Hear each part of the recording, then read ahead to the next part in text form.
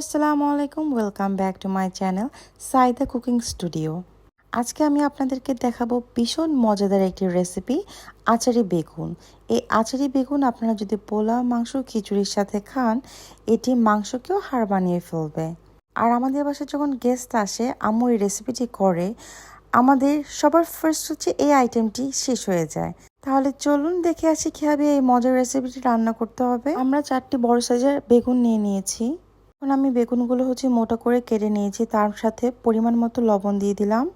এখন 1 টিস্পুন আমরা হলুদের গুঁড়া দিব, আর 1/2 টিস্পুন মরিচের গুঁড়া দিব এবং মেখে রাখবো। এখন ফ্রাই প্যানে আমরা পরিমাণ মতো অয়েল দিয়ে দেব। অয়েল যখন ভালো মতো গরম হয়ে যাবে, তখন আমরা মেখে রাখা বেগুনগুলি দিয়ে দেব। আমরা একটি একটি করে সব বেগুনগুলো দিয়ে দিলাম। যখন এক সাইড মোটামুটি ভাজা হয়ে যাবে, তখন আমরা উল্টিয়ে দিচ্ছি। যখন দেখব বেগুন ভাজা হয়ে গিয়েছে, তখন আমরা অন্য একটি ডিশে তুলে নিচ্ছি। এখন আমরা ওই প্যানের মধ্যে 1/2 টিস্পুন পাঁচফোড়ন দিয়ে দিলাম। পাঁচফোড়নগুলো আস্ত আছে। এরপর আমি 2টা শুকনো মরিচ ভেঙে দিয়ে দিব।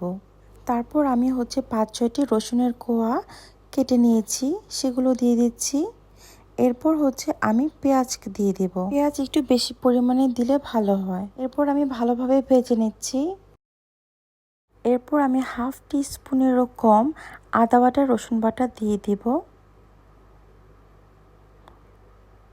তারপর আমরা 1 টিস্পুন মরিচের গুঁড়া দিলাম। 1 টিস্পুন একটু কম আমরা হলুদের গুঁড়া দিয়ে দিলাম। আর সামান্য পরিমাণ জিরা গুঁড়া আর ধনিয়া গুঁড়া দিয়ে দিলাম। এখন ভালোভাবে নেড়েচেড়ে মিশিয়ে নেব।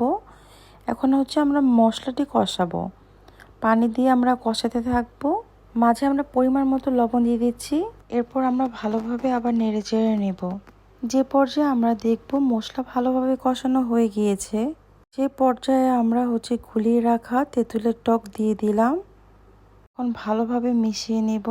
এরপর আমরা 2 টিস্পুন সুগার অ্যাড করলাম, স্কিপ করা যাবে না। এরপর আমরা বেগুনগুলো সবগুলো একটার পর একটা দিয়ে দেব। দেয়া হয়ে গেলে আমরা লিড দিয়ে ঢেকে দেব। আমরা 10 মিনিট পরে লিডটি উঠিয়ে নেড়ে চেড়ে নিব। বাট বেগুন আমরা চামচ দিয়ে উল্টে পাল্টে নিব না, তাহলে ভেঙে যাবে। আমরা জাস্ট একটু শেক করে নিলাম ফ্রাই প্যানটি, এবং চামচ দিয়ে আপনারা দেখতে পাচ্ছেন কিভাবে আমি নেড়ে নিচ্ছি। কিছুক্ষণ পর আমি 3টি কাঁচামরিচ দিয়ে দিলাম। এরপর আমরা আবার ঢেকে দেব। বেগুন যেহেতু আগে থেকেই ভাজা ছিল, তাই হতে বেশি সময় লাগবে না।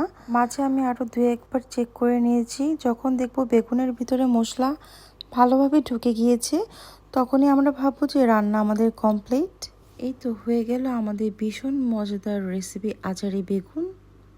আমি আপনাদেরকে বলবো একবার হলেও এই রেসিপিটি ফলো করে আপনারা রান্না করবেন। তাহলে দেখবেন যদি খিচুড়ির সাথে এই আচারি বেগুন হয় বা পোলাওর সাথে এই আচারি বেগুন হয়, তাহলে অন্য কোনো আইটেম লাগবে না। যদি আমার আম্মুর রেসিপিগুলো আপনাদের কাছে সহজ এবং ভালো লেগে থাকে, তাহলে প্লিজ লাইক, কমেন্টস এবং শেয়ার করবেন। আজকের জন্য আমাদের ভিডিও এতটুকুই। আল্লাহ হাফেজ সবাইকে, and thank you for watching.